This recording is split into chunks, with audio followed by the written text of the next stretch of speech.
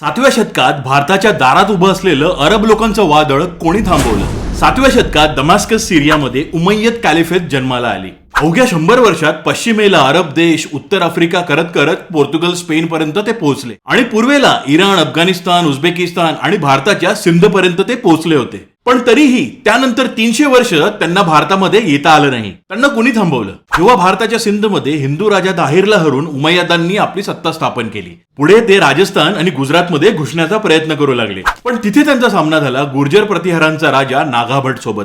नागाभटला अरबांच्या या आक्रमणाची चाहूल आधीच लागली होती. त्यामुळे त्याने मेवाडचे बप्पा रावल, दख्खन मधले चालुक्य आणि इतर भारतीय राजांसोबत हातमिळवणीकडून एक मोठी सेना तयार केली होती. राजस्थानमध्ये अरबांसोबत झालेल्या या लढाईमध्ये अरबांची मोठी हार झाली आणि त्यानंतरही झालेल्या छोट्या मोठ्या लढायांमध्ये अरबांना नेहमी हरवण्यात आलं. पुढे 1206 मध्ये दिल्लीमध्ये पहिली इस्लामिक सत्ता स्थापन झाली, पण ती तुर्कांची होती आणि तुर्कांचा मेन हेतू सत्ता स्थापन करणं आणि संपत्ती मिळवणं होतं आणि लोकांचं धर्म परिवर्तन करणं हा त्यांच्यासाठी दुय्यम मुद्दा होता. पण अरबांचं तसं नव्हतं. ते धर्मप्रसार करण्यासाठीच बाहेर पडले होते. त्यामुळे 738 मध्ये नागाभट आणि इतर भारतीय राज्य जर अरबांसोबत हरले असते तर भारत आज पूर्ण इस्लामिक देश असला असता.